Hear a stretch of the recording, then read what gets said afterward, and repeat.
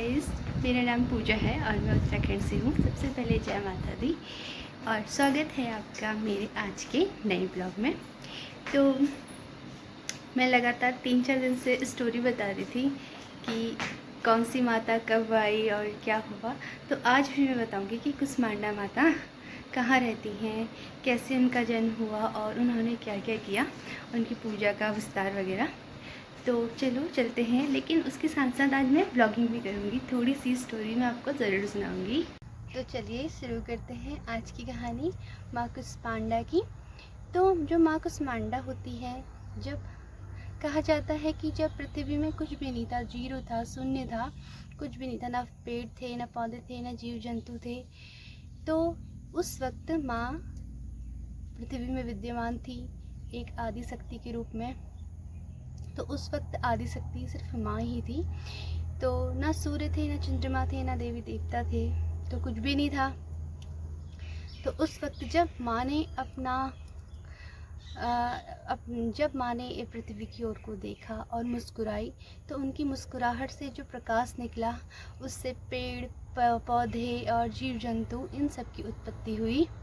और बोला जाता है कि जो सूर्य देव हैं उनको भी माँ से ही प्रकाश मिलता है, माँ की शक्तियों के द्वारा ही उन्हें प्रकाश मिलता है। और माँ का जो जीवन ग्रह है, जहाँ माँ रहती है, वो होते हैं सूर्यलोक, सूर्यदेव। सूर्यलोक जो सूर्यमंडल है, उसके अंदर और बाहर माँ विद्यमान रहती है, क्योंकि उनके अंदर इतनी ऊर्जा होती है कि और कोई वहाँ विराजमान नहीं हो सकता। इतनी गर्मी, इतनी ऊष्मा उनके अंदर होती है। तो पृथ्वी की जो संरचना है, वो माता के द्वारा की गई थी। और माता को सबसे अच्छा लगता है कुसमांडा यानी कि कद्दू। आज कुसमांडा माता यानी कि चौथे व्रत में कद्दू का भोग लगता है, कद्दू का प्रसाद चढ़ता है, क्योंकि कुसमांडा का मतलब है कु धन ऊष्मा धन मांडा, यानी कि ब्रह्मांड को ऊर्जा देने वाली माँ। और उनका जो प्रिय प्रसाद होता है वो कुसमांडा ही होता है। कुसमांडा को कद्दू कहा जाता है, उसी का भोग लगता है आज के दिन। तो इस तरह से माँ की रचना हुई। उनका सबसे जो महत्वपूर्ण योगदान रहा है पृथ्वी का निर्माण करने में रहा है। जब कुछ नहीं था, शून्य थी या कहें अंधकार था, तो ऊर्जा भी उन्होंने ही दी है, प्रकाश भी उन्होंने दिया है। दिन रात जीव जंतु सभी चीज़ का निर्माण उन्हीं के द्वारा हुआ है। बोलते हैं ना कि एक कुसमांडा अंडे के आकार का उन्होंने एक रचना की, जिससे पृथ्वी बोलते ना गोल है, उसी तरह से कुसमांडा माता ने उनकी रचना की है, इसीलिए उनका नाम कुसमांडा पड़ा। और ये बहुत ज़्यादा शक्तिशाली होती हैं, दैवी शक्तियों का इनके अंदर भंडार होता है। और इतनी प्रकाशवान होती हैं, इतनी ऊर्जावान होती हैं कि ये सूर्यलोक पे ही अपना विराजमान रहती है।